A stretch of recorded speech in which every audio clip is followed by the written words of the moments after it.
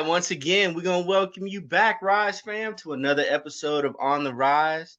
And today we done brought you some more music from a band, an OG band actually. Eve Adam, yo. Like these guys have put together some really great music. Their catalog is nice. Thank you. Wait to definitely make sure that you guys can check it out and listen to it. They got a new song that just came out that we're gonna talk about as well.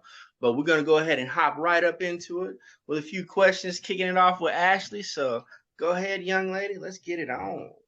Well, I first want to say thank you guys again for donating the base to the ovarian cancer benefit I did. I don't know if you guys know, but we ended up raising over $3,000. Wow. And I ended up posting it in the ovarian cancer groups that I'm in with the women, and they were just so ecstatic and crying and like so happy. So they also wanted me to tell you thank you because I told them I was doing an interview with you guys. So it was our pleasure. I secretly wanted to win it, but I'm really glad that it actually went to a little girl that was just turning 18 and she's been wanting to play. So I was really happy she got it. Oh, that's awesome. Well, that's, so it ended up in the hands of someone who's really a bass enthusiast and really on the path, which is awesome. Absolutely. Yeah. Actually, it was really cool. A lot of the guys there were putting in the tickets for her. So if they won it, they were just going to give it to her. And I thought that was really, really cool. I honestly would have done the same thing because I knew like towards the end that she wanted. I was like, all right, cool. If I win it, I'm going to give it to her too. So it's great because the best scenario possible sounds like best energy and all the best outcomes. So we're happy to just be a catalyst in any way we could help. And thank you to our friends at Dean Guitars, who support our band very much so and made that possible as well. So that's great. And $3,000 at in one evening, that's nothing to sneeze at. So congratulations. That's excellent. Thank you very much. So speaking of kids too, obviously I've heard about you and stuff, and I know that you love kids and you want to inspire kids and stuff like that. So say this girl that just won the base wants to take off, wants to do band life, wants to learn the instruments, but say like she's getting backlash and stuff. How would you get her through that to keep going, keep striving to want to do the band life and play music and really play her passion? Well, let's defer first to the expert, who is a bass aficionado. We can start there, and then I will definitely add my add my input after that. It depends on also who's the backlash coming from. Is it peers or is it parents? It's peers. Yeah, it's peers. Okay. Well, the main thing, like with anything, is I kind of grew up with that same kind of thing where I had a lot of my peers and everything like that. They were always like, "You're not gonna make it. You're not gonna be able to do anything with this." And kind of like I was the nerd kid that I spent a lot of times inside of dumpsters and shit like that in middle school and all that. So I've experienced that myself. And my main thing was, just it's your dream. It's your fucking life. You do what you want to do. And those people later on in life are going to be the people looking at you going, wow, I wish I would have followed through with something like that in my lifetime. Yeah, I mean, she's 18, so she's young, but she'll learn as she gets older. There's plenty of adultism that takes over the woulda, shoulda, couldas of the world, and they have regret for not following, their passion. And there's plenty of time to be miserable in life. She's enjoying what she's doing, and it's something that brings a lot of energy and life, vivacity to herself and her self-esteem and everything. She's got to run with that because that's a fuel. In life, you need as much fuel as you can get because the world out there is brutal and callous and unforgiving. And so if you've got something that genuinely inspires you, illuminates your spirit, and that's not only a weapon in music, but a weapon in life to help you endure, all the mundane negativity and, just coldness that people exhibit and the world in general exhibits. So, I think that she's just got to go with it. I mean, you can't listen to the outside. And she's a product of a cyber generation where there's been cyber bullying, and she's, for the kind of negativity we grew up in our generation, it was just in the present. It wasn't in a perpetual digital state, so to speak, So that could work to her advantage in the sense that she is conditioned to this already, and that never-ending echo of no is there, and it doesn't change as you get older and as you get more into the adult life. So just, if you're all right, if she's already got armor for it, just keep rolling. Don't ever look back. Just see them in the rearview mirror. That's what we always say. We just wave to people in the rearview mirror as we pass them by. you know, and it will take hard work. It will take work, you know. She should definitely try to become as schooled as possible as a player. Actually, being a female as well, she's going to run into some of the old boy network. You know, it's going to be, oh, well, this chick, man, I don't know about it, you know, until then she slams down and kills it. And everyone's like, man, I'll tell you what, you know what I mean? It turns around instantly. But, you know, go to School of Music or, you know, MI, Berkeley. I'm sure she could probably get scholarships for some of these places, and just become, you know, as proficient and as wide ranging in the instrument as possible. So she could do studio sessions. She could do scoring work for television and movies, and as well as being a touring, you know, fill-in musician as well. If she's not starting her own project, she might be Michelle and Digiacello for all we know. We have no idea, but she sounds like an untapped resource, and she's willing to burn the midnight oil to get there, and she will have to. But if she's willing to do it, there's nothing that can stop her. You know, if she has that self-esteem, you know, the naysayers, they got nothing on her. You know, so we're happy to be a part of that, because we love to be able to, in any way possible, foster the next generation. You know, we think about that. I mean, we've been doing this 20 years, and we go, hey, who are we leaving this to? You know, if we don't inspire and plant some seeds along the way, you know, who's going to take this up? Because, you know, when we were growing up, music was like a really, you know, more popular kind of hobby or, you know, enthusiast thing. And now you're competing against video games and coding and anything to do with the computer, the metaverse, this, that. I mean, you know what I mean? Everyone's their own star, like Andy Warhol said back in the day, 15 minutes of fame on their own platform. So, you know, the fact that she wants to spend the time to learn to be a musician, that's incredible, you know, because most people, everybody wants to be overnight, you know, celebrity, but you know, especially music, you know, yeah, there are the fakers out there, and there's more of them than ever. But the people that are real, the men and women that are like professional and they have the chops, they stand out. They stand out from the clowns, and especially more today than ever. So, you know, it just, you know, at 18, it's like Alice Cooper's famous song, you know, you got to walk, do your own thing, you know, and sounds like she's a brave soul. So she's going to do well. I love that you want to do stuff for the next generation, because actually, not only do I want to keep doing the ovarian cancer thing, but when I graduate school and I'm able to, I actually want to do something, because there's like, I've been running into kids everywhere. So there's definitely something I want to do for like kids, whether it get them equipment, whether it send them in the right direction to a school, whether that give them money to go to school, like something, because I feel like it's better than them being on the streets doing stuff. If they can, absolutely, because you guys, you know, represent mental health, you know, with Victory and stuff like that, and I love that, because music does help your mental health. Like it's amazing. You could be having like depressed one day, and then all of a sudden that song comes on and you're just out of it, you know. And I really incredible. I love what your band does, and I love like what you guys stand for, and I think it's just amazing. And I have to say my favorite song is Locked and Loaded, by the way. Right on. Well, well, thank you for that. I appreciate that. Look, I mean, we didn't set out to do it that way. I mean, we you know, we write and represent, perform the music that is, you know, that gives us life and illuminates us and keeps us spirited for the, you know, for the fight of life, you know. And so, I mean, we're honored when we hear so many times, you know, from our fans and people we meet, you know, at shows and festivals and whatnot, anywhere that music people are at, and you know, that how much our music means to them. And it brings 2 points to mind for me. What's like that? I've not listened to a song that just doesn't get stuck in my head, doesn't make me want to go 85 down the street. I mean, your stuff is amazing.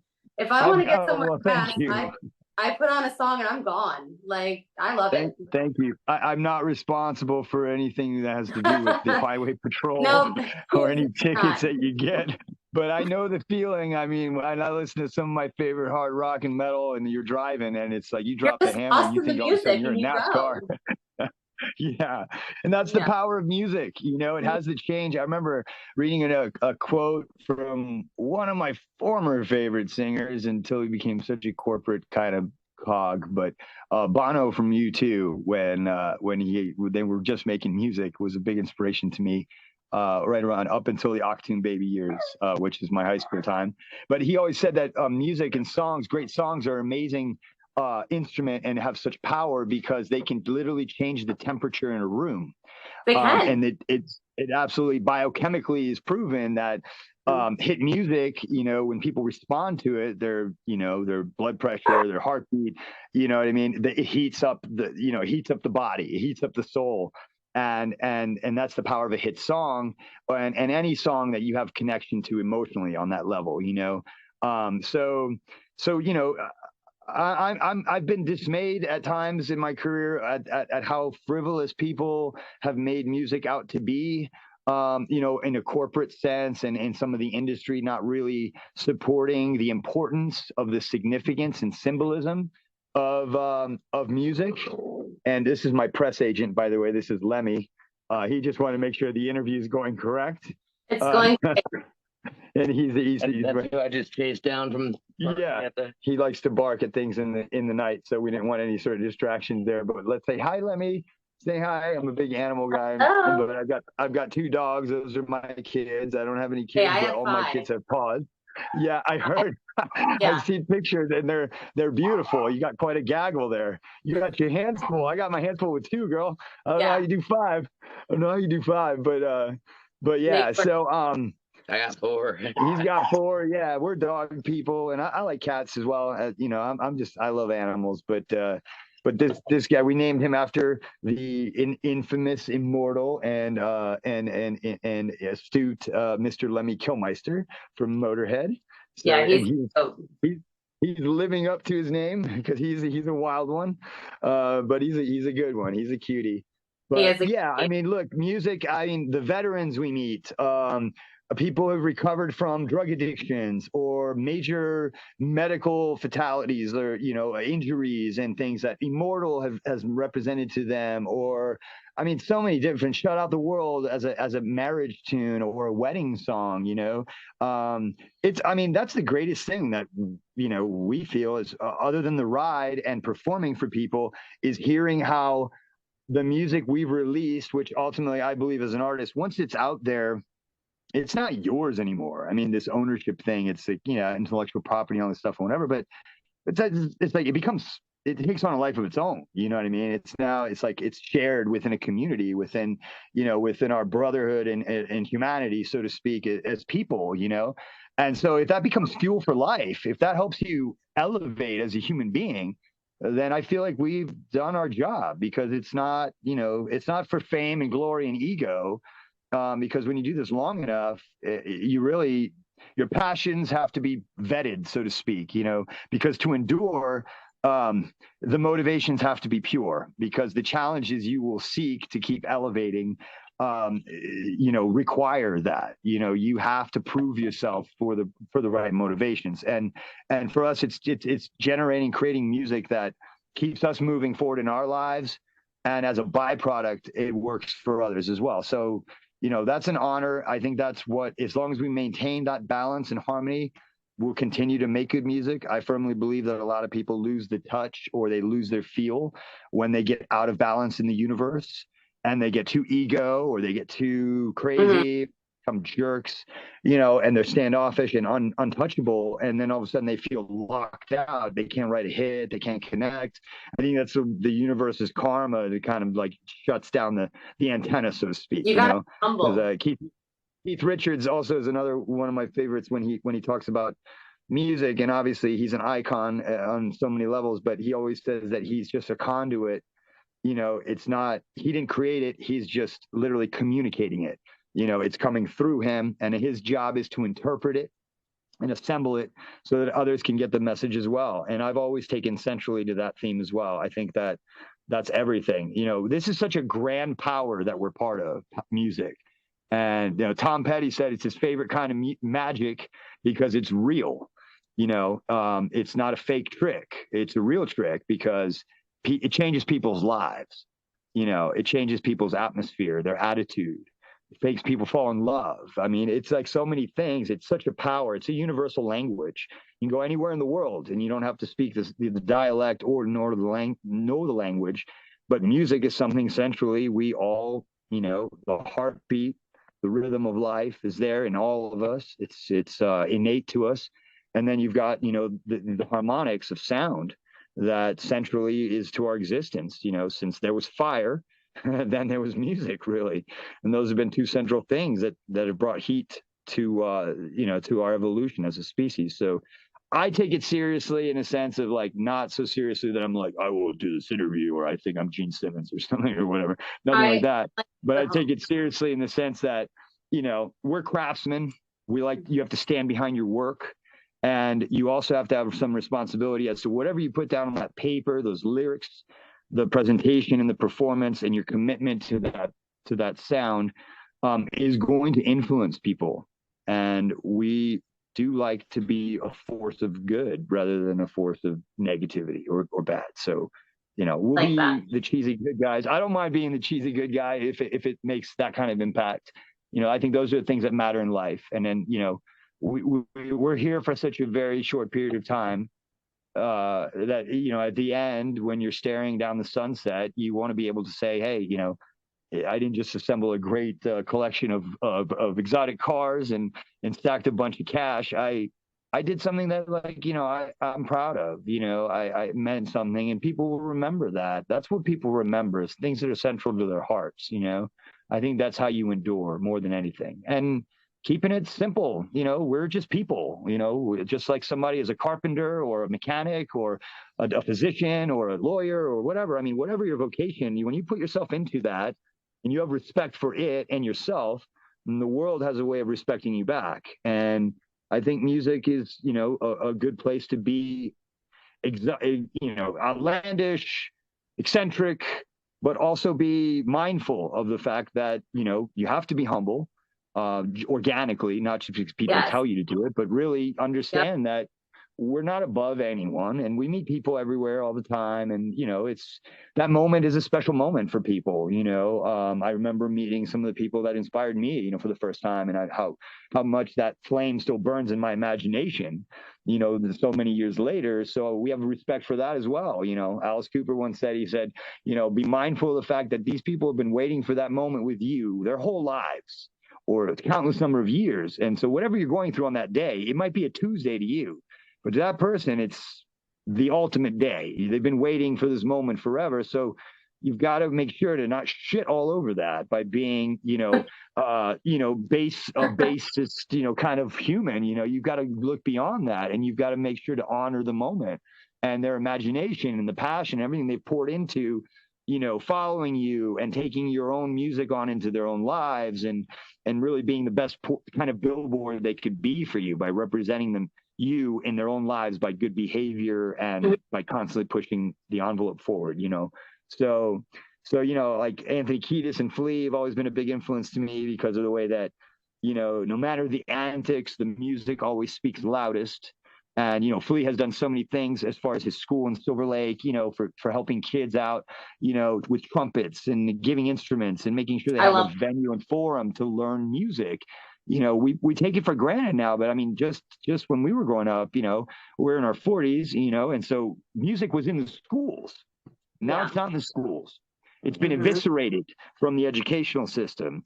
And, in the Renaissance era, you didn't have to be Beethoven to learn piano, but a well-learned person and a well-rounded, educated, illuminated person studied everything. They studied art, sculpture, music. They may not have become Picasso, but they knew how to paint, and it had an impact on their heart, their soul. They became better people, more evolved, more educated.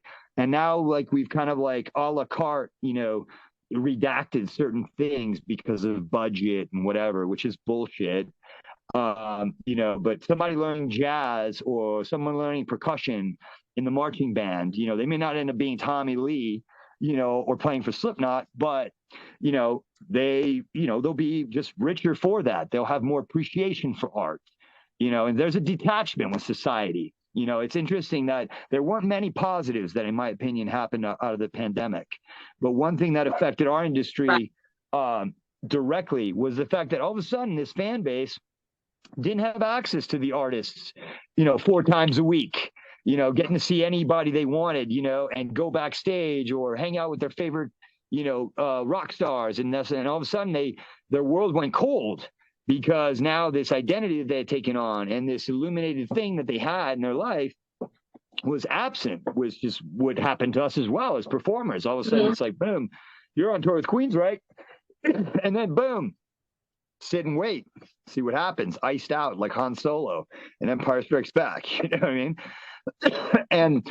But the fans took a lot of things for granted. They had access to all this stuff, and this enriching power that they were getting drunk on suddenly is gone. And it's like now coming back as the music business is trying to reobtain its momentum and rhythm, people have a new appreciation for the opportunities to see a show, meet their favorite bands or artists or players, and really genuinely maybe soaking up that moment 100,000 times more than they did before, because they had never experienced something taken from them like that.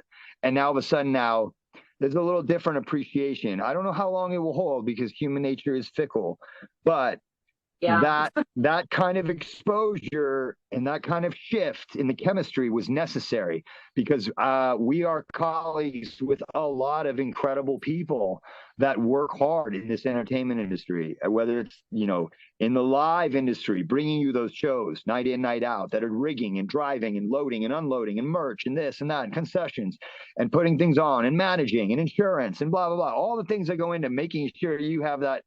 I'm reliving my high school night or whatever. I haven't seen Metallica in 15 years, and we're going all out at it. It's a little different at 45 than at 25. I can tell you better take some Pedialyte, son, because you're going to be hurting tomorrow because the Jaeger don't go down like she used to.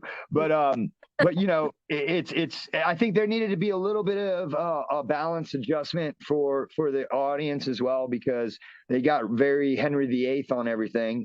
They were getting everything they wanted. And, now they understand the value of that $25, $30 t-shirt. That means that the guys you love, they're going to come back and be able to do another show and keep it moving. Doesn't mean that we're going to be on cribs or anything anytime soon. It means that we get to keep doing this vocation. Whether we are or we aren't, doesn't matter to me. It used to. It didn't matter to me. When I was in my 20s, I was like, yeah, I want to be corn, and I want to be corn for different reasons, not because they were driving great cars. I want to be remembered for doing something that was unique and stood out, and was authentic.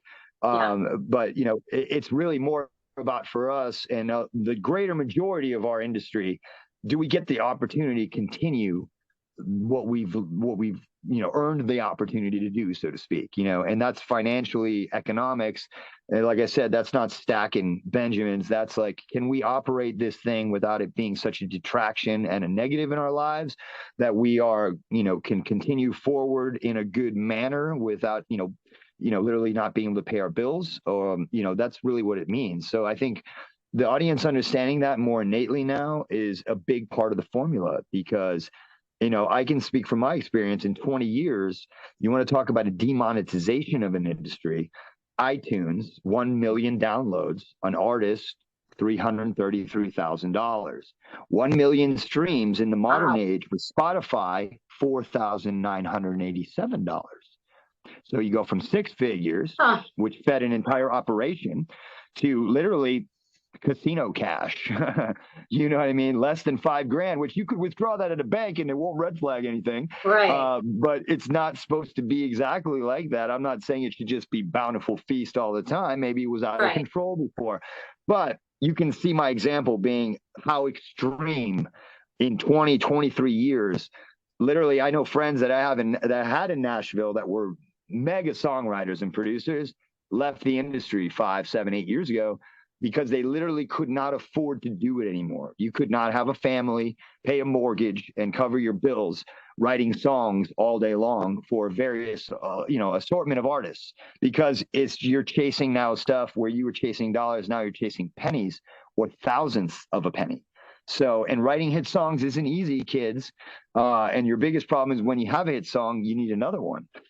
So if you have less folks around that are experts in helping you in that accord, it's not good for you. And it hasn't been good for anyone, especially with the monotony of sound and everything that's going on. That's why you have a lot of the same people making the same hit songs, because that variation has been diluted, because financially it became impossible for people. You tell me I could work for Geico 40 hours a week and it'd be a lot easier than being a songwriter. I got to do what I got to do.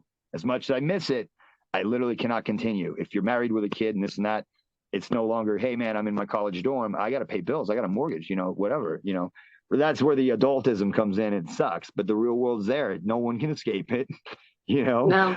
unless you were born with money or you married into it. You're out there fighting the good fight like the rest of us. And 40% inflation is something you're dealing with. Fuel costs, this and that. Going to the grocery store, spending $200 and going, man, I didn't get filet mignon and there were no lobster tails in there. What's going on? You got like two packages of toilet paper for $200, and that's and maybe some laundry soap, and that's pretty much all you got. When the baggage person is not spending a lot of time, you didn't get very much. They're done before you even cash out. So it's like, yeah, I mean, the cost of life is, it's crazy. And the cost of shows. Yeah. I hear people going, hey, the tickets are crazy, man. I've said, well, I wish that money was going to us, but it ain't.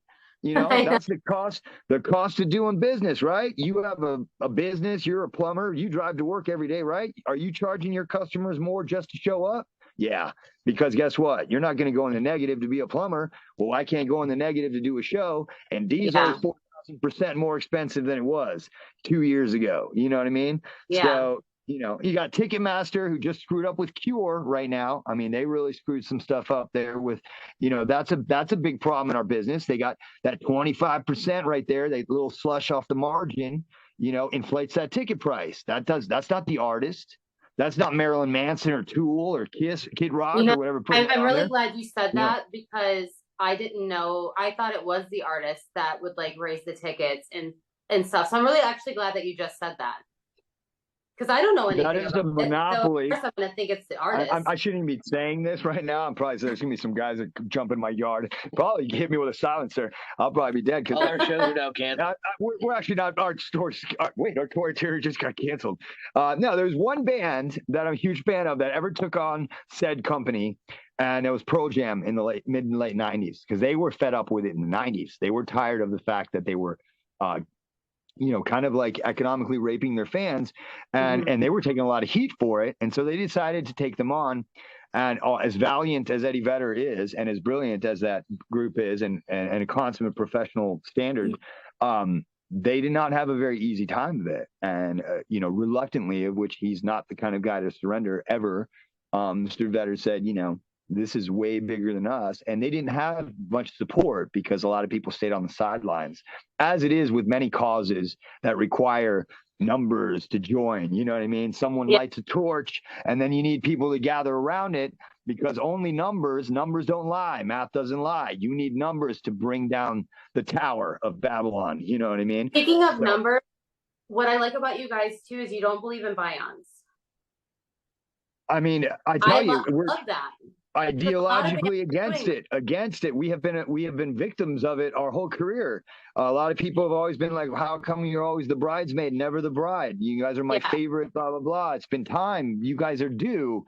We are due in the proper, karmic laws of the universe. Things would be a little different, but there's manipulation that is above us, and it goes with power, and it comes with, politics, and it also comes with greed. An egregious greed of people commissioning things that aren't supposed to be there. And it's a ideological, cultural thing that happened because a few people got together and said, hey, why not? Right. Yeah. And just because you can doesn't mean you should. But try teaching ethics to a group of folks that A, don't even care about music, B, are really there just for financial windfall, and C, don't care about how they leave a place. When they're gone, they don't care. If it's worse off, fuck them. I don't care. You know what I mean? That's that kind of attitude that we're up against. It's cannibalism. Mm-hmm. They'll eat their own. They don't care. Another 3% of, how do you get rid of that? Okay. Sorry, I'm just calling in right now. Hey, you guys on there? What's going on? No, we're on there. He's checking. You said it was Renee. No, that was Derek. We just aligned with another company, 434 Management, who is an incredible guy named. Congratulations. Well, thank you. He's a friend of ours. We've known him for a bit, and he was a guy that was, throughout this whole thing, long story short, real quick, it's just like, COVID came around, and I was like, I'm not sure I want to do this anymore. because things change. You sit on the sideline, you get time to think, and you're like, I don't know, man. You get some perspective, and so we thought about things, because I firmly believe if you're not into it, if I'm not solely into it, I can't go out there and do it. I'm not going to lie to people, waste people's time, take their money, blah blah blah, and go out there and half-ass it. I don't have a half-ass mode. I'm like either going 140 or I'm sitting still. There's like I'm Greek. It's Mediterranean blood, and it makes you kind of crazy. And there's no middle. I've always had to work on my middle because I'm a kind of extreme personality, a little bit manic. So I really had to be reinvested, and it took some time because we built up 4 years of momentum with Ithaca, our previous record and our latest release, the last record, and it dissipated. We culminated with a national tour with Queensryche and John 5, 37 shows touring right up to March 15th, 2020, and boom. And I know that feeling because I started my career out in 2001, which my first major album we put out, and our first tour season was really thwarted by 9/11. So I know when a world event comes into your life and there's nothing you can do. It's like, yeah, it's cool, kid. You want to be a rock star. But we got this other thing that just happened. These 2 towers collapsed in Manhattan, and the world will never be the same. They didn't tell you that. They said, oh, we're going to clean this up and we will rebuild. They didn't tell you that 22 years later, we've never, ever recovered from 9/11. In fact, the world changed, privacy eviscerated. All of a sudden, I got to take my shoes off at the airport and blah, blah, all this stuff that never returned back before 9/11. It's like, hey, we're comfortable with this. I don't mind violating your rights for national security. We're never going back, right? So I was just a small victim of it at the time, right? Oh, your little tour with Tesla and whatever, it's going to be pushed back, and radio was changed. I remember our friends in Drowning Pool, they had a huge hit single. Well, that was their hit, was very young at the time. Let the Bodies Hit the Floor. They were on a national blacklist.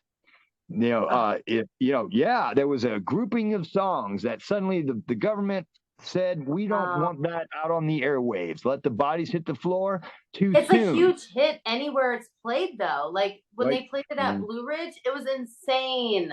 I ain't lying. Ask CJ what they went through when they were trying to take their career to the next level after having that hit blast out and maybe just being a year old or something.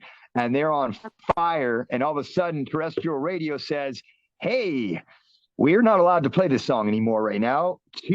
Sorry. Shit. Are you there? Oh, TBD, to be determined. We'll let you know when we return to regular playlists. So there was censorship and whatnot. So I started my career in the 9/11 era, living in New York City. I watched the towers come down from the loft in Astoria, Queens. I'll never forget it. I volunteered in the parade, and not the parades, but the supply lines for weeks after that.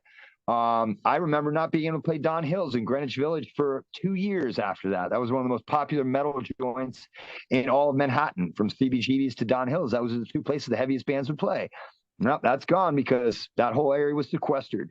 So when the pandemic came about in the middle phase, or maybe the end phase of my career, and 4 years of momentum dissipated like that, I knew right away I became very negative and detached because my friends were like, no, it's okay. It'll blow over. We'll get back, blah, blah, blah. I was like, no. Let me tell you something. When the whole world gets turned on an axis and there's powers that be that are pulling strings, we're on their time right now. And there's no rush. We're going to all have to wait. And it's like, when you're in a band, you're an artist, you're an actor, you're anything, you're garnering heat, you're getting momentum, buzz. People are looking at you. You know what I mean? That doesn't come just like, that's not a magic genie. You know what I mean? That's from getting gigs, getting booked, moving up the ladder. And that's from work. You know what I mean? And so when you're sitting on the sidelines, that's like air coming out of a balloon. It might be slow, but you can hear it and you know it. And the longer you sit, the more energy escapes.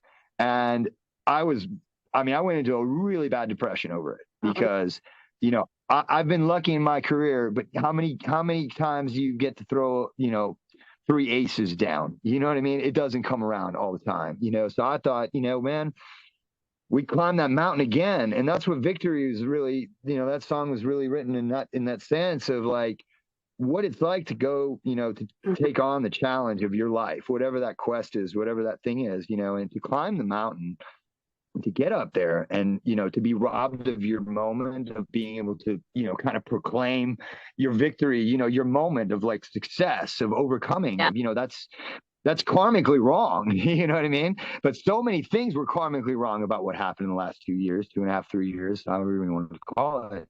That, like your colleague said at the beginning of this segment, before we started recording, we're so very blessed to still be here, so you have to keep it in perspective. Yeah, we took a hit on our career.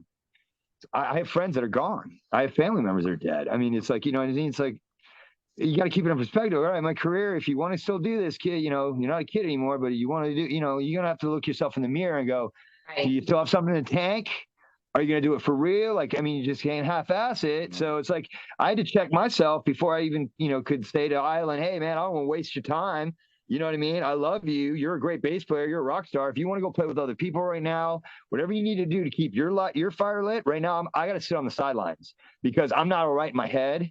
And you can't go and do music and meet people and do fan stuff and whatever if you're not right in your head. You know what I mean? Something's going to happen. It's going to be captured on video, and then it's really going to be over. So you got to think, because these repercussions are, this isn't about Metal Edge and you might read about it. It's like, boom, tonight. You're here today, gone today. You know what I mean? Hits Twitter, hits, TikTok, hits boom, boom, it's over. And, sometimes people make mistakes because they're not centered, because they shouldn't have been out there. I have so many friends that are in bands, and I go, you shouldn't be there right now. You don't look right. You know what I mean? But they got to do it and this and that. So you are betting everything right now. You should take some time. We were given time. It wasn't our choice.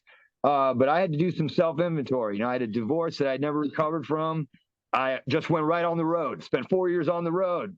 I thought I had handled that shit. Well, that shit's not handled, because when you're sitting and you have time to think, you figure out, well, I never really took care of some stuff. I need to, so personal inventory, take a look in the mirror, answer some questions that you don't want to answer. It's not time for delusion or self-delusion. You need to make some affirmations. You keep showing up and poking them like, hey, man. And it was hard.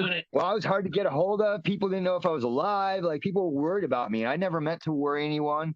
I had spent so much time out there always caring about everybody else that I felt like for once, okay, I'm going to, I was being a little bit self-indulgent probably, because I was like, I got to take care of myself right now. And as much as I love Eve to Adam and everything I've done, right now I got to be of importance, because I got to check myself mentally. Mental health you speak about. I deal with it every day. I've got a manic personality and a little bit bipolar at times. So it's like, music was always my vent. Suddenly my vent is gone. It's almost like being a scuba diver. Now, boom, no air.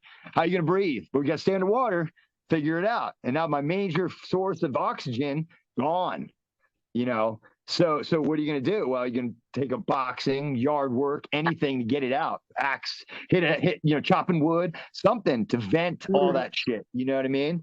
So, I mean, as a kid, that's what music was to me. That's why I got into bands, because it was a sanctuary. It was a place to, like, get away from the bullies, the naysayers, the negative, the whatever. I mean, there's places you can find yourself in your favorite songs, your favorite bands, that nothing can touch you. You do become immortal. It's in, that's your armor, and then suddenly, the thing that I've like spent my whole life doing and bet everything on, I'm not allowed to indulge in really in real time with real people. I mean, virtual is cool, but it's not the same. It's not the same.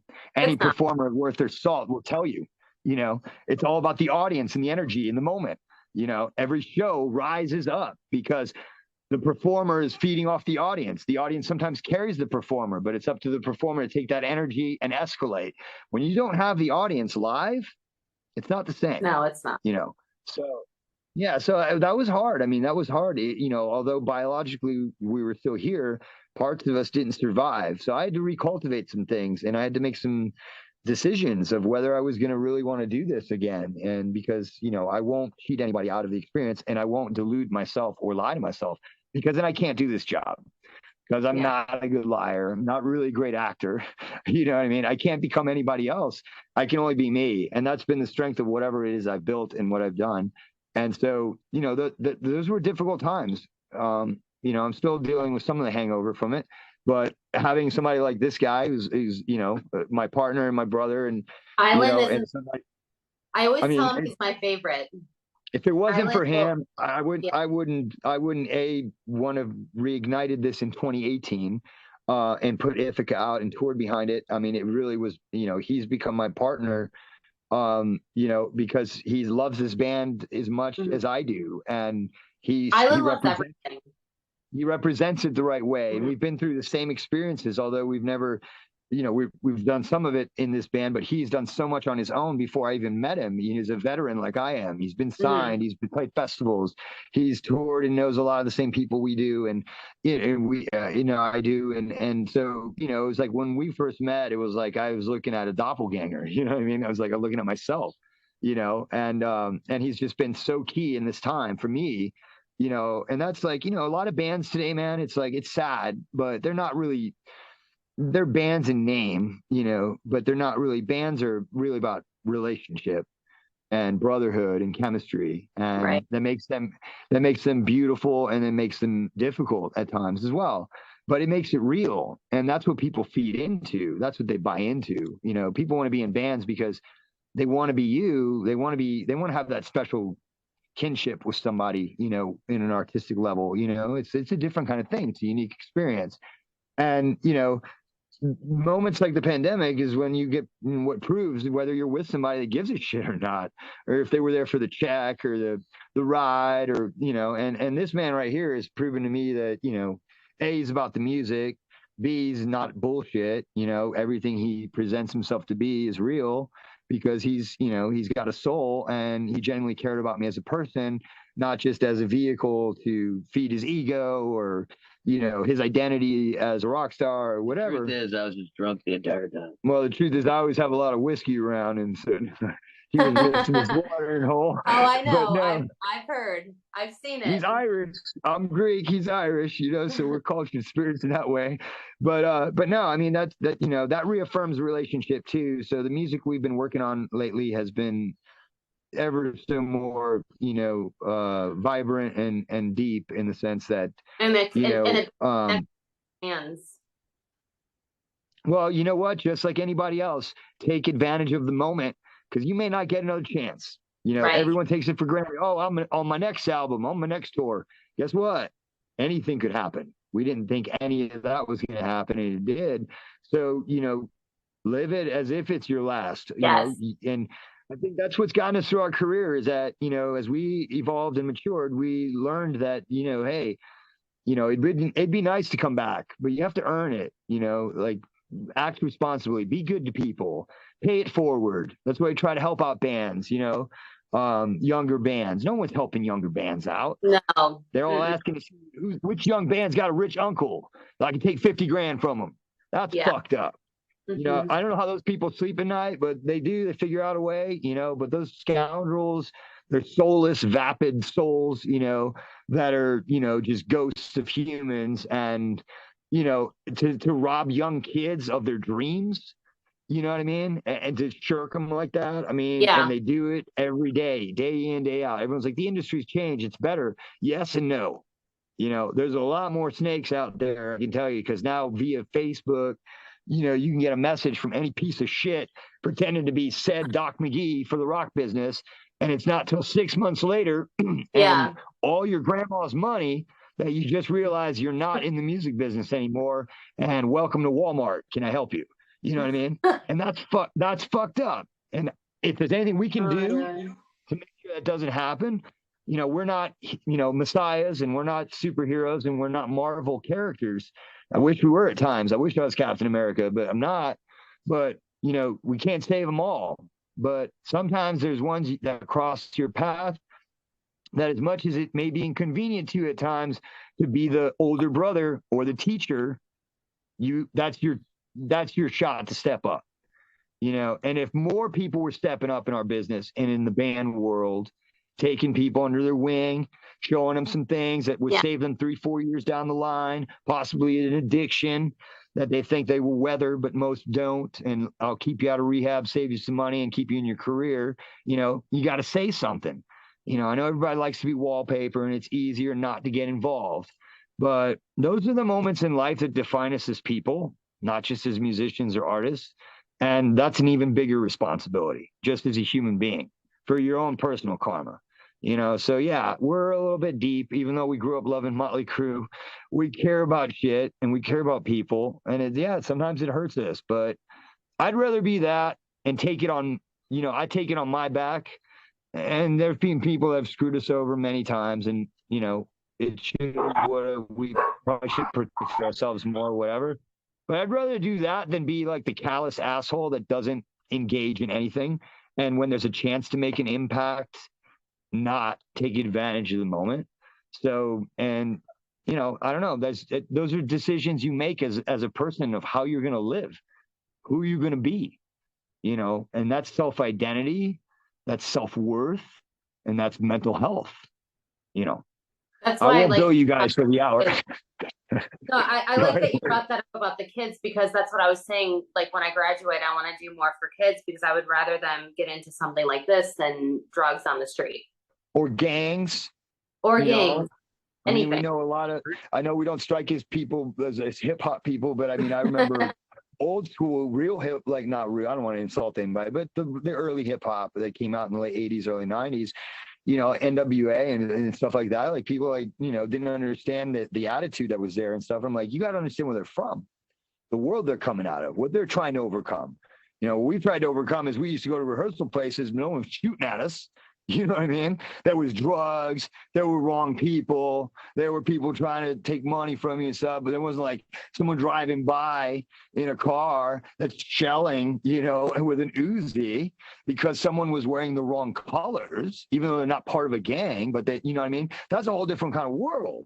And it's like, so it's like, I mean, it's just, you always try to remember where, what humans are going through and the place that they started and what they've had to go, overcome. And, that I think that's what brought such truth to that and power to that kind of music, which is what's missing in that genre.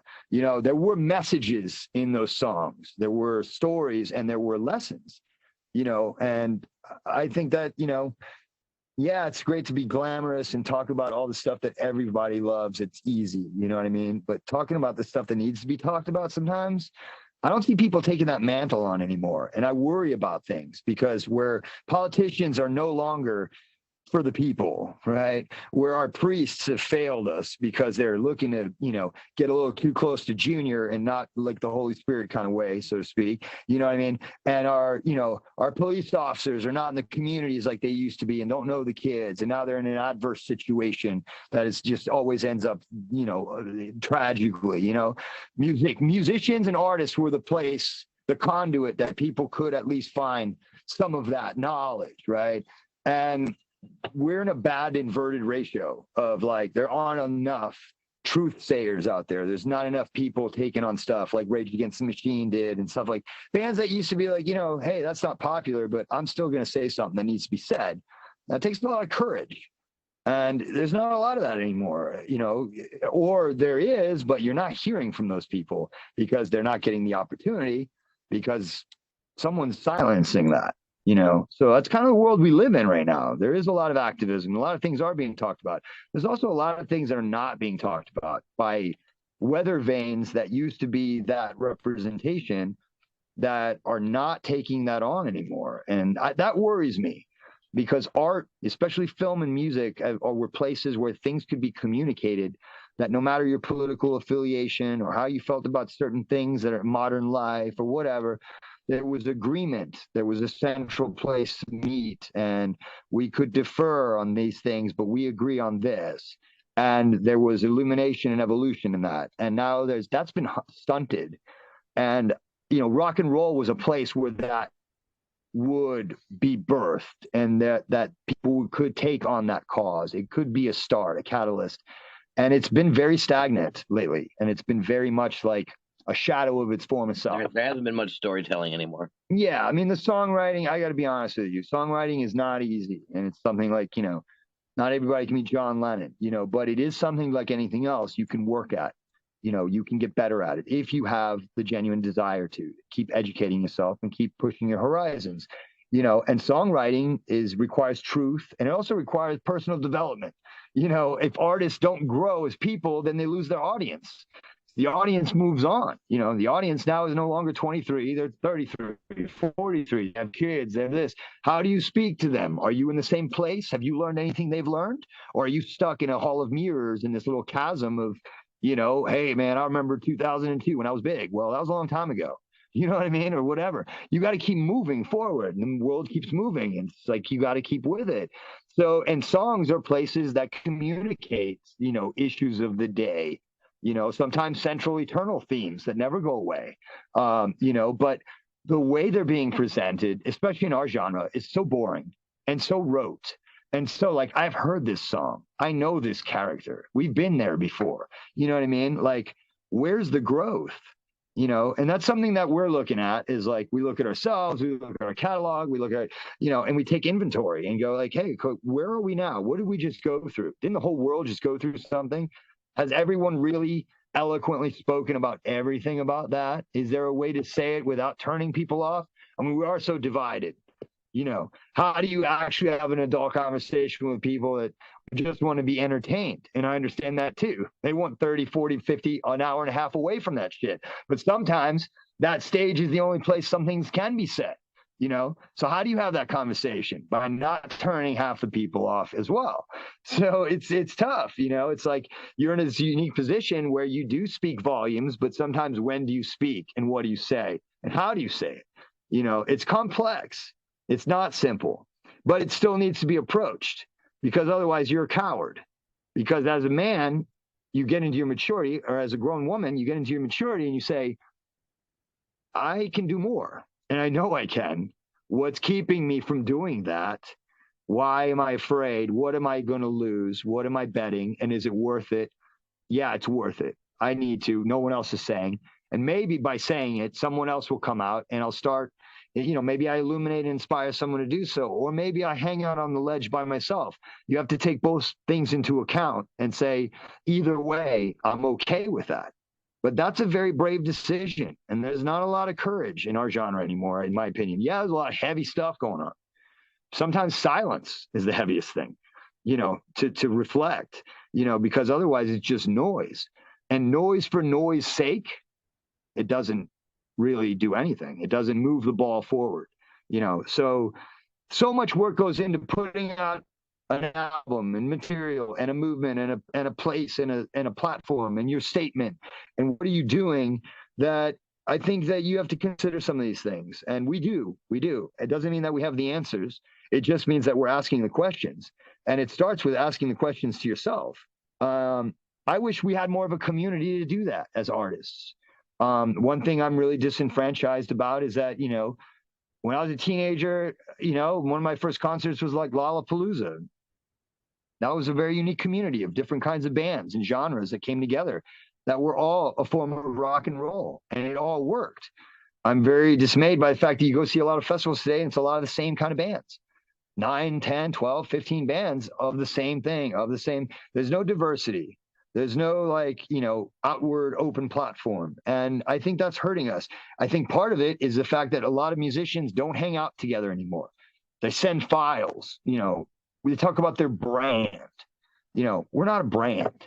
We're a logo. We're a band. We're a group of people that stand behind a collection of work.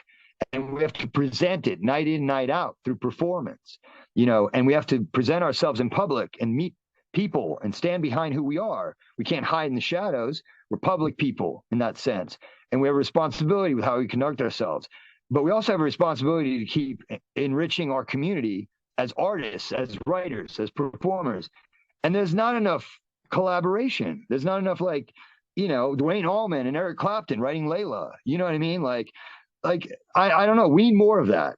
I think, because great music would come of it. And when there's great music in the world and great art, we're all better for it. We're a better society for it. And, technology is amazing. I wouldn't want to be without certain things anymore, but we can't let it hinder, us evolving continuously as thinking, feeling organisms. We're human beings, and emotionally, sometimes we're intellectually void, and we need to keep growing and we need to be better to one another, and we need to learn how to communicate better. And, you know, sometimes music is the way that sometimes you can't say things you want to say, but you could say it through a song, you know. And I think the more of us keep working on better music, the better the world will be, instead of us being segregated. They've done a pretty good job of segregating us all into our little boxes. Doesn't mean we have to stay there just because they put us there. You know what I mean? So I don't know. I mean, maybe I date myself and make myself old by saying that there were certain things about back in the day that were better. When you listen to FM radio and there was Led Zeppelin next to James Brown, you know, it's like all of a sudden, like, cultural divides were shattered through FM radio. Why don't we have that anymore? Why did we move backwards? Why did someone turn the clock back on that? I think we need to move that needle forward again, you know, because music is a force and it is a power, which is why they try to continuously censor and shut it down. You know, I mean, Bob Marley and John Lennon, they weren't erased for no reason. They were erased because they had power and they were preaching love, and that's connectivity. And connectivity between human beings is a powerful force. It's hard to control folks that are communicating and connected to one another. So that's all I'm going to say about that, because I think I can hear the helicopters coming.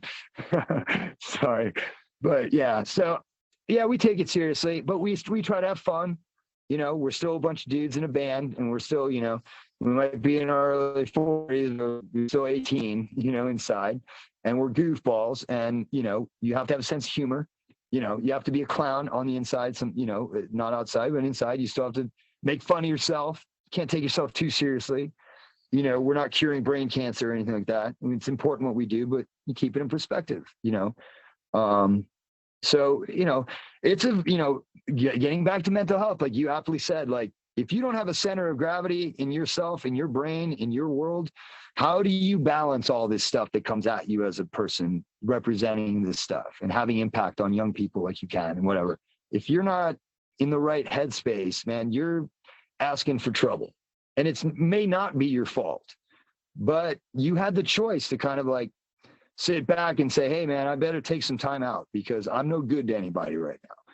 The worst thing you can do is be bad to your bandmates, you know, because those are the people that are like, they're on the, you know, they took up a sword and shield with you and they're risking everything as well. And it's not easy to get people in bands anymore. You know, what do you tell them? You know, hey, man, I got some t-shirt money for you. It's all going to work out.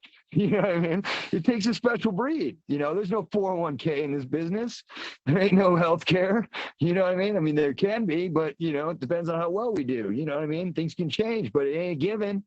There's no given. If you register with BMI, they offer a healthcare program. Right. Yeah, I mean, they're, you know, ASCAP, BMI, I mean, the industry and whatever. I'm just saying bands are not like the place you go to for, you know, security.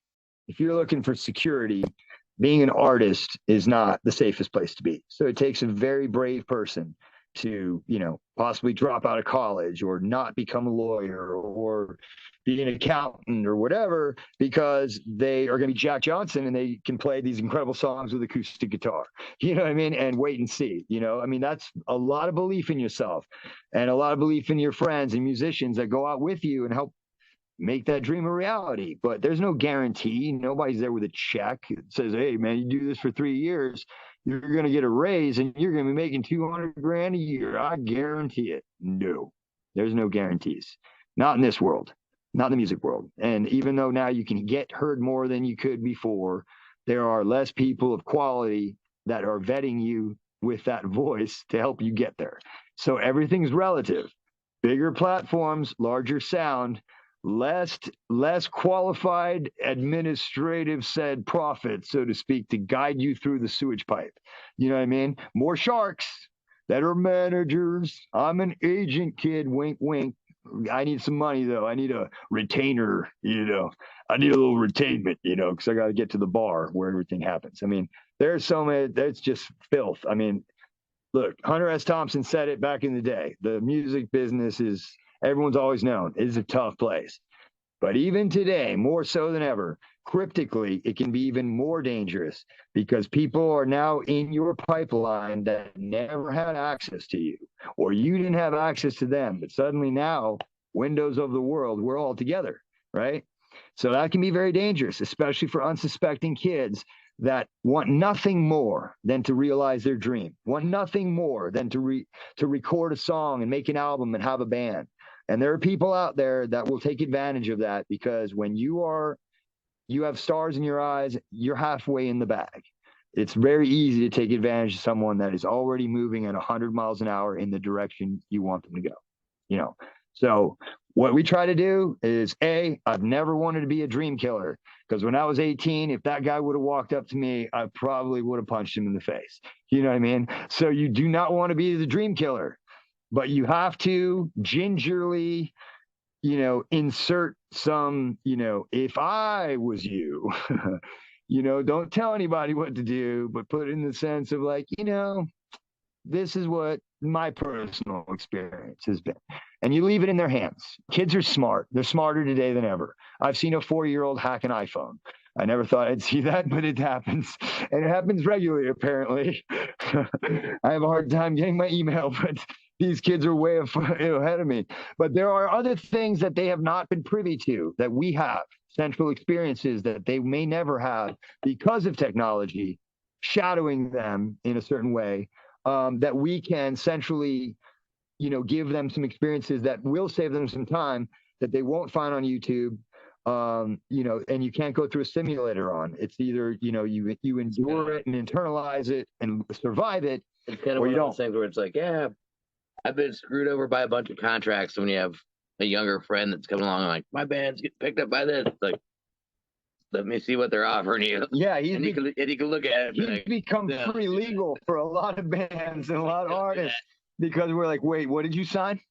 Come here, send it to me. Let me look at it real quick, because we know we've done enough of these things now where they kind of stand out to you. I literally lost my last name. Yeah, there's a record label that said you can no longer use your last name. That's what happens when it goes south, kids. When you sign that big contract. I've had record deals where, like, when it ended, the band I was in, we were no longer even allowed to be in a band together anymore. We were all best friends, but we weren't allowed to play together anymore. So it's like, we've seen a lot of stuff that's like with these younger bands. Like, when I see stuff, I'm like, yeah, don't do that. Watch out for that. The Me Too movement. I mean, there's experiences I could have talked about that I never brought up, because even on this side, you know what I mean? There's all kinds of producers and songwriters that would love to hook you up with certain things. If you're willing, help me out, I'll help you out, kind of thing. I mean, I've seen it. Those are choices you have to make. I've seen other people go other directions, and that ends up talking about mental health. People end up committing suicide because of things they were made to do, that even though they were somewhat adult, but when you're young, you're not really adult in the mind yet. And when someone's taking advantage of you and they have that predatory kind of position, they do all the time. There's a lot of vampires out there. So you have to be careful on that end as well. It's like, so it's, it's difficult because, you don't know who to turn. There's not a hotline to call, you can't just call up, your heroes and go, one of my favorite people of all time, God rest his soul, and Chris Cornell, is a guy who got me through music school and made me want to be a singer. And, when I lost him, I think I cried more over him than I did, I was married at the time. My wife looked at me, she goes, I don't think I've ever seen you be so emotional about me. I was, baby, I don't want to tell you right now that I love him more than I love you. But Chris Cornell, centrally, he was one of my major, life flames, as an artist. And, it's like, I couldn't just call him up and go, Chris, what do I do?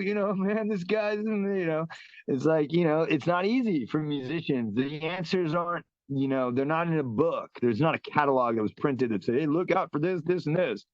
It's not out there. You have to, unfortunately, the scars is what a lot of us carry.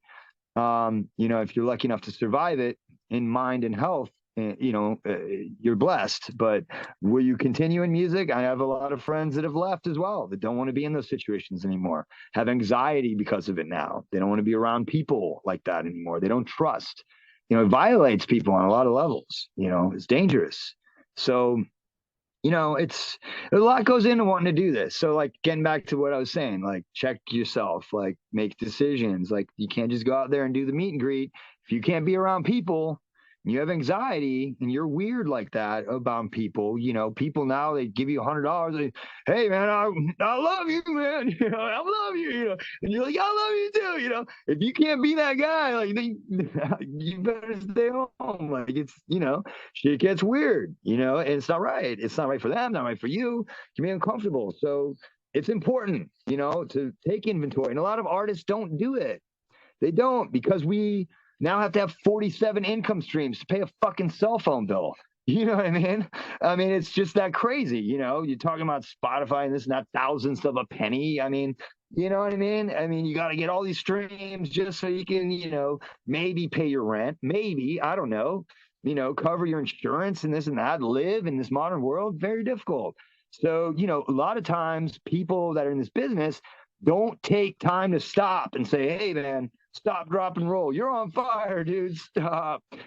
You need to stop. Take a look, take some time. You're not healthy. Something's wrong. Blah, blah, blah. No, because, if I don't do this, I got to do this. I got to stay on tour. If I'm not touring, we won't eat. Scott Weiland from STP, God rest his soul, like, another big influence on me, like, should not have been on the road. Had to be out there because he had a big child support payment he had to keep making. Because at the time when he got divorced, he had, $100,000 a month in child support. So if he wasn't out there playing every bowling alley and festival and blah, blah, blah, and Walmart opening and whatever he could get his hands on, he was going to go bust. But he shouldn't have been out there. He was not in good health. And then what happens? He ends up dying in a tour bus in a parking lot, anonymously, weird, bad, not right. Not for someone of stature like that. So you never want it to be tragic like that. So I just say to people, take some time. Yes, your album will come out. If you take a month, the world's not going to stop revolving. You know what I mean? The world keeps going on. The problems continue. The shit we're all dealing with will still be there tomorrow as it is today. And so what won't be there possibly is you. You might make a mistake, you might overdose, you might commit suicide other ways. People get lost, man. And sometimes, a lot of times, musicians do not say where they're at. They lie to themselves, they lie to their friends. They're much deeper in than they admit to being. And it's not until it's too late, then, and then their friends and their loved ones and their partners look at and go, man, I could have done, why did they beat themselves up for years, residual harm and ripples on and on and on. So this is central. I mean, I think more musicians and artists should talk about this stuff, because when you go out to create work of art, you get deep into it and you get out there past the buoy. There's no lifeguards, no Coast Guard, nobody's coming to get you. So if you cannot swim back to shore, it's going to be rough. You know what I mean? And it's up to us to help each other out, because sometimes it takes a musician to know a musician's in trouble, So maybe we should start a hotline, I'm not kidding. I like what you did. You took on ovarian cancer. Why can't we? We probably should start some sort of, they had remember they had stuff for DARE in the 80s with drugs and stuff like that. Whatever. Maybe we should do something for mental health for musicians. And maybe do some fundraising so people could have coverage for that. That's one of the good things Sully and the Godsmack guys are doing with the Scars Foundation. Right. Yeah, Sully and Godsmack. Yeah, that's a good point. He's been doing that with the Scars Foundation. Having a charity for mental health. But sometimes it may be more on people like our level, you know what I mean? Bands that are, just conversational and relationship wise, you just went to a festival this weekend, right? What was that called? Throw Down in the Campground? Throw Down in the Campground. Right. And our friends in Drowning Pool were there, and a bunch of cool bands that we've toured with and, been on a lot of tour packages with and whatever. But I know that we all suffer from the same stuff, was trying to figure out how to make it and stay in art, stay in music. How do you keep moving, And it's sad to see people that walk away, and I didn't want to be one of those people, because I know that a lot of people are looking for more from us, and our music means a lot to them. And I'm very lucky and blessed to still be here and still, be of decent mind and voice to be able to represent it and push it forward.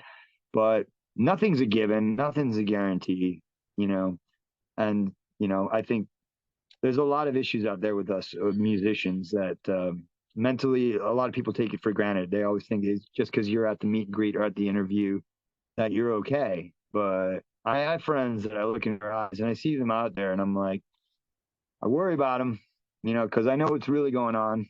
And, you know, if you've ever had these kind of issues, you know, substance, alcohol, this, that, whatever, any sorts of addictions, you know what the numbers are on stuff like that. And you know how it really goes. And when you know, and you've been on the other side of that coin, that's when you really start to worry because you I know mean, like, how far out they can be and how far out they are. And are they reachable? Can anybody pull them in? You know? yeah, Ashley knows that because like we just went through that with Maddie. Yeah. She was around during that entire experience with all that. Yeah, we lost, you know, someone very close to our camp that he was actually going to be he was going to produce the next, you know, the new music that we're doing right now. He was going to produce the new Eve to Adam album. But and then, he's still there. well, that's incredible because he left behind an incredible you know, treasure chest of music that him and Ilynn had been working on and starts of songs and riffs and things that you know, that are going to show up on the new album. And so that's a really great way, you know, that he lives on, you know, and he influenced so many people in our circle here in the Tampa Bay, you know, metal scene and music scene here that he's remembered vividly, but we want to make sure that he's even remembered beyond, you know, because he was such a great talent and, you know, taken from us way too soon, you know, but, you know, with fentanyl out there and all this stuff, I mean, these are serious, you know, it's not, the party's not the party anymore, let's just say, because now we're talking about ramifications that end in minutes, not hours, not months, not weeks. You know, it's all of a sudden now it's like, what just happened? And it's like, you know, that was a repercussion and a ripple that, I mean, we still feel today, but in the months immediately after that, I mean, those were dark times, you know. So you got to be careful, everybody, whatever it is you're doing. I don't preach, you know, we all have our things. We all have what we do, you know. It's not easy to be a human being in this world today. So we all, you know, have access to everything and whatever, but you got to be very careful. Don't take it for granted. Whoever's giving it to you in a club, you know, it's don't, not them pills, not this and that. That stuff around, it's dangerous. They may not even know where they got it from. They're lying to you. And all it needs is to touch just a little bit out of the stuff, and it is over. It is no joke anymore. There's no like Narcan. We're bringing them back, this and that. It is, you know, start talking about the eulogy. It's not good. So it's serious shit. A lot of kids need to know that shit. It's like they're in there with the party and the Molly and this and that, the GHB and all this other shit. And sometimes, like especially when you're new to the industry and you get into it, that stuff can get very tempting. Well, you want to fit in, you want to hang out, and a lot of times the relationships in this business that end up blossoming and becoming life-changing experiences, they start in that scene.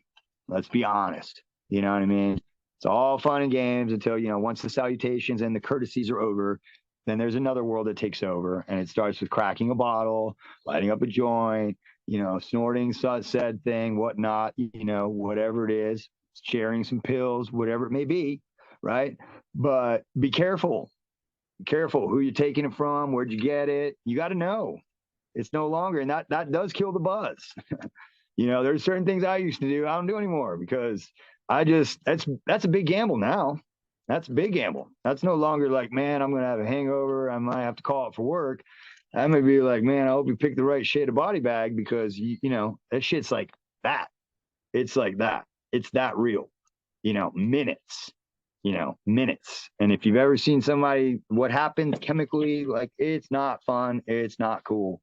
It is ugly and it is tragic. So I hate to be like, I don't want to be that guy. I'm gonna, you know, it's or those things, the more you know, remember that back in the day, like Channel 8 or NBC News, you know, the more you know, you got to talk about it though. We got to talk about it because the ramifications are, you know, they're permanent and it sucks.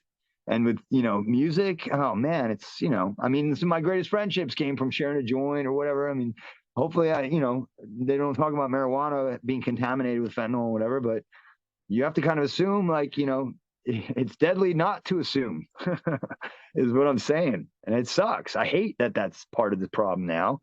but it's there, you know. And sometimes you gotta you catch a buzz, you gotta relax to like get in the mode, open up, hang out with your friends, I mean, it's always been part of the chemistry, but now the chemistry is lethal. So, but I guess alcohol is still safe. It's brought to you by Jim Beam or Jack Daniels or whoever. Usually it's brought to us by Von Payne. Well, Von Payne, yeah, they're our friends in Newport Richie. That's a new whiskey if you haven't tried it. Super cool, small batch. And it's what's the recipe that makes it so special? Because I enjoy it. It is a different kind of whiskey, no doubt about it. They use the black currant. Black currants, yeah, which is a natural anti-anxiety. Which I've always heard whiskey being healthy for you as a medicine for curing whatever, but actually black currants are healthy for you, right? Kind of anti-anxiety, kind of like sometimes when I drink whiskey I want to fight. There's our plug for you, Tyler. Yeah, Von Payne. If you're into bourbon, you're into whiskey. Check out Von Payne. Something different, something cool, something you'll like. Which I can't often say when we're actually sponsored by them cats, man. Check that out. No way. Yeah, so we did not know that. Yeah, we know them boys too. We know them boys, and we happy to definitely support them just like we support everybody else, man. And you know what? That's cool. Tyler's an awesome dude. That's really cool, man. We were just shameless self-promotion there. We didn't know you guys were involved with them as well, which is cool because they are a cool company. They're local. They're on the ledge of doing something fresh and different. And I've tried different kinds of bourbons and whiskeys when they try to mix with the recipe. And I'm like, this is not right. This is not good. I was not, when he brought it over, I was like, all right, I'll try it. But I was not optimistic. I was genuinely surprised. And I was like, this is made in Newport Richie right here? He's like, yeah. I was like, damn, man, Florida coming at you. Right on, Bay Area. I was impressed. I was very impressed. So that's cool, man. That's cool. They have great imagery too. And Tyler is a great photographer, which is very involved. That's owner-operator being in the imagery and visuals is always... That's always super cool. The owner is Steve. Okay, Steve. And Tyler is? He's I think he's like Steve's right-hand man. Marketing. Yeah, he's like Steve's right-hand man. Branding and partnerships and stuff. Well, he's doing a good job because the stuff it tastes as good as it looks. Like the visuals are cool. Like it's got a cool world of it. Reminds me of those like dark rum pirate commercials they used to do. What was that dark rum that came out a couple years ago? It was like it's very popular now. I can't remember the name of it, but it had this kind of Jack Sparrow kind of gothic meets pirate thing, and I think they got that thing kind of cool. It's cool for rock. It works. It works for us. So shout out to Von Payne. We really appreciate them. And check this out, Taki. We really appreciate you and Ilynn for actually sitting here and talking to us today and letting us get to know a little bit more about you guys personally on a personal level with this band. I think everybody can learn. Thank you, man. Thank you for having a cool forum and a cool platform for us to just be conversational. And as many people in this business will tell you, they named me right, Taki, because when they do interviews, they're like, man, this guy can fill up 6, 7, 8 hours, and I could talk forever, and I have a lot to say, and you probably should cut me off. Because that's probably the best thing. Because I can go, we could do a podcast right now and just keep rolling. We get 6 hours, no worries. It was really nice meeting you finally, though. I really enjoyed this tonight with you and Ilynn. I have heard so much about you as well, and this publication, this platform, and everything. So this has been a very blessed intersection of introductions and hopefully continuations of a new relationship. We'd like to to check back in with you guys as we heat up here in the late spring and summer with tour dates and more new music coming out. Check out Victory on all digital platforms now and hitting rock radio as well. And, no matter how bad it is out there, just want to leave everybody with this. It can get better. Ask for help. Call a friend, whatever. It's never as bad as that. Just make the right decision. If you need help, ask for help, because tomorrow's a new day.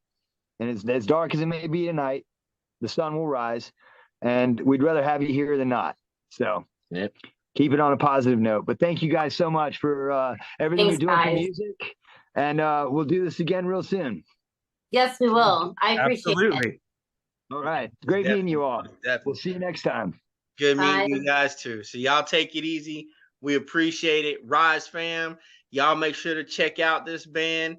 Eve to Adam, make sure you follow them. Check out those streaming services. Check out that new song Victory. It's really hot. We think you'll like it. And we appreciate you guys once again. So, you know, like we always say, stay safe, stay happy, keep rising up, do your thing, keep it positive, and we'll be talking to you guys later. Y'all take it. Peace out. Bye, guys. Thank you again. Bye-bye. Thank you.